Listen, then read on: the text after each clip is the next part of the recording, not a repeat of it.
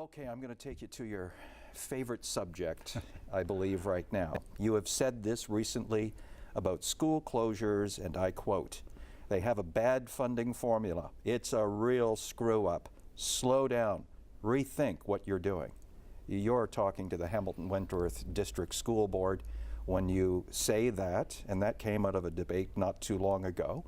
And I dare say, of all the councillors, you are one of the councillors who is being hit the hardest by school closures. There are several other wards that are being hit hard, Ward 3, for example, but I look at the Central Mountain and I go, where are all the schools going? You have to deal with that. We are certainly taking our punishment up in Ward 7, and why I made that statement is, you know, we have elected trustees that try to do good work and making the Education Act work for our children. However, at first I was saying that they're not listening, but when I found out about the actual province who is responsible for this, it has to do with the funding formula. So they pay each board based on the pupil enrollment. And then what happens is there's another fund of money, a pot of money, that actually does for maintenance issues and some capital repairs. They're starving that fund, and they're basically concentrating more on programs for the children. And so that basically what happens there is the schools start to decay because the proper maintenance can't be done because of the lack of funding. And as we go forward, the only thing that the trustees are left with is, we got a whole bunch of bills to fix up schools.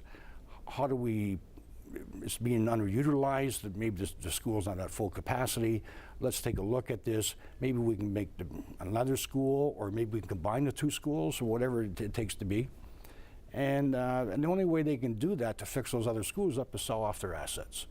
And this is becoming not just a problem in Hamilton, it's becoming a problem throughout the province. Mm-hmm. And it's getting very, very serious to the point where it's breaking up communities. It's pitting neighborhood against neighborhood. What school to close, don't close mine. And it's a sad day when this has to happen, that we have to sell these assets. And then what happens is the pressure is put on to the councillor, by the community, save my green space or save my school. And then because we are a different jurisdiction of government, we then have to turn around and find some funding. So we're basically, the taxpayer is buying his own property back, but at a higher price from another form of government. And with up in the mountain, you know, we're facing 4 school closures up there. I know the public has been involved. The trustees are trying to do their best, but the results did not come out very promising for Ward 7, and especially losing the high school, the only high school in the biggest ward, populated ward up there. I didn't think it was a wise decision to move it from one to the north end to the south end. And I mean, that's a story on itself, but it's gonna hurt a lot of families of how do the children get to school. Now they used to walk, the walkable communities, now they gotta take buses or go to join another school. So, Hill Park is such a historic, iconic school for the mountain. Neighborhoods grew up around it because it was there. That was good planning then, because the city was moving towards Mohawk at that point in time. That's and it filled in around Hill Park. And I can go on about how there used to be good planning and good partnerships when it came to, oh, high school, center of community. Let's build the rec center with the high school. I want to go into that a little bit further with you, because not only did it happen at Hill Park, it happened at Westmount, happened at McNabb. It made common sense in the day. But here's the thing that I worry about the most. I wouldn't want to be going into grade 9 on the mountain. I have a choice now if I live at Upper Wellington and Concession. I can go to Sherwood, I can go to Westmount, remembering that that's a little bit of a different school, and if you're not cut out for the Westmount way of doing things, now your choices are Sherwood, you might be going to Barton for a year, mixing with old Hill Park kids and Barton kids, who will then have to go to the new Henderson High School that's going to be at Sherman and Rymel. I can't imagine getting up every morning and hopping on that bus and spending 45 minutes to an hour on that bus to get to my high school.